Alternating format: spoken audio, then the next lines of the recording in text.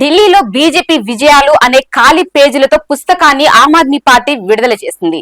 సోమవారం నాడిక్కడ ఆ ప్రధాన కార్యాలయంలో ఏర్పాటు చేసిన విలేకరుల సమావేశంలో పుస్తకాన్ని ఆవిష్కరించిన అనంతరం ఆప్ సీనియర్ నేత, రాజ్యసభ పక్ష నేత సంజయ్ సింగ్ మాట్లాడుతూ గతంలో ప్రధానమంత్రి నరేంద్ర మోడీ చేసిన వివిధ వాగ్దానాలను ప్రస్తావించారు. బీజేపీపై దాడిని తీవ్రతరం చేస్తూ మొదటి పేజీలో ప్రతి సంవత్సరం 2 కోట్ల ఉద్యోగాలు ఎలా ఇచ్చారో, రెండవ పేజీలో ప్రతి పౌరుడి బ్యాంకు ఖాతాలో 15 లక్షలు ఎలా జమ అయ్యాయో, ప్రజలు ఎలా సంతోషంగా ఉన్నారో, మూడో పేజీలో దేశంలోని ప్రతి రైతు ఆదాయం ఎలా పెరిగిందో వివరాలు ఉన్నాయని అన్నారు.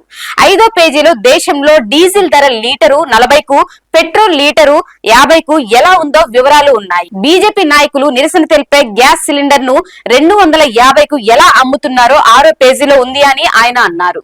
దేశీయ రూపాయిని బలోపేతం చేయడానికి మోడీ రోజుకు 18 గంటలు ఎలా కష్టపడ్డారో 8వ పేజీలో వివరాలు ఉన్నాయి అని ఆయన మరో ఖాళీ పేజీని చూపిస్తూ అన్నారు.